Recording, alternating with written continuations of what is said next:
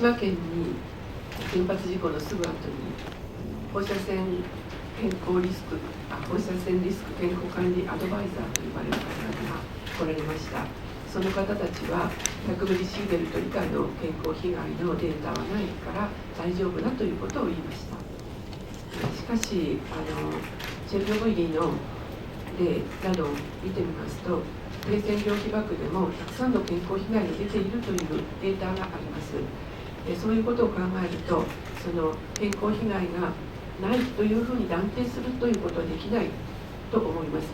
これからまだ放射線による健康被害が出てくるのには時間がかかるというふうに思います。そしてたくさんの例を見てみなければわからないことだと思うので、そのないというふうに断言はできないというふうに思っています。で、私たちはすでにその今出ている甲状腺検査の結果のが原発事故と関係ないというふうには思えないです。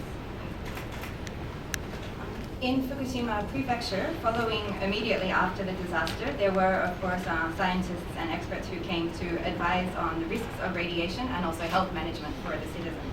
And at that time, what was largely set was dosages of around 100 millisieverts was no problem. It's not something that should be of concern. It's what we were told at the time. However, when we look at the data that we have from Chernobyl, for example, about the health effects which have actually been seen as a result of low-dose exposure to radiation, I believe that it is not correct to fully deny that there is any possibility of health effects from low-dose radiation. Of course, we still need more time to fully evaluate what these effects might actually be, and there is still, it's still only several years from the disaster, and this is something which will have to be very closely monitored, and will need much more further research as well. But I believe that we cannot deny that there is any risk of health effects as a result of low-dose radiation. And I believe also when we look at the results of, for example, the thyroid tests which have been conducted until now, it is difficult to think that this is totally unconnected to the situation in Fukushima. Christian.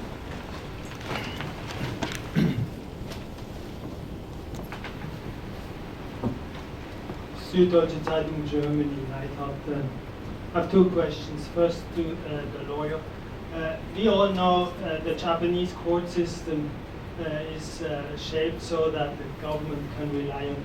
If not on the district courts, then certainly on the Supreme Courts. All the decisions go in favor of the government. Just look at the unconstitutionality of the elections, where they don't even dare to call it unvalid. Now, what do you realistically expect to achieve with that lawsuit? And the question to Ms. Muto, Fukushima Ken has terribly been affected by this accident, and Mr. Abe, of course, is the only one who was in favor of nuclear power before the election of 2012. Yet 4 out of 5 constituencies have voted in favor of the LDP candidate.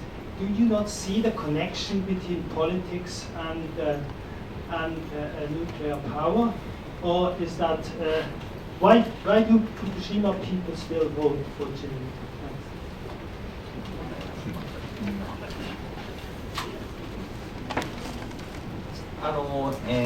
日本の裁判所が政府寄りであることは、その通りなんですけれども、少なくともこの事故に関して言いますと、TEPCO にその事前の対策を取る可能性があったということは政府の報告書にも書かれていますし、国会の報告書にも書かれていることです。ですから、裁判所も決してそういう見解を無視できないだろうと思います。あと今の津波対策に関することですね。それからもう一つ、この汚染水の問題に関しても、汚染水がもう漏れ出てしまったことは明らかですし、その品質保証のないタンクを立て続けていたなということは、まともな企業ではありえないことです。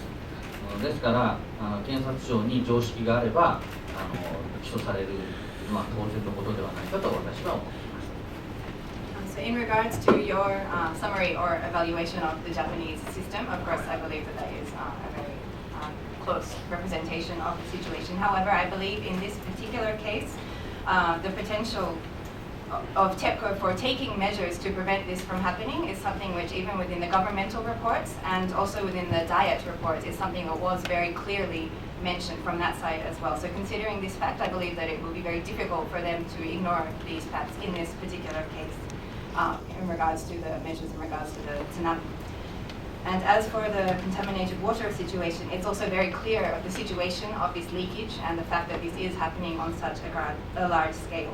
And when we look at the situation of the tanks with the no product liability in place there, this is something that for any regular trustworthy corporation is unthinkable in terms of the agreement there. And so thinking of this perspective, I believe that this case is something that is meaningful to pursue from these two facts.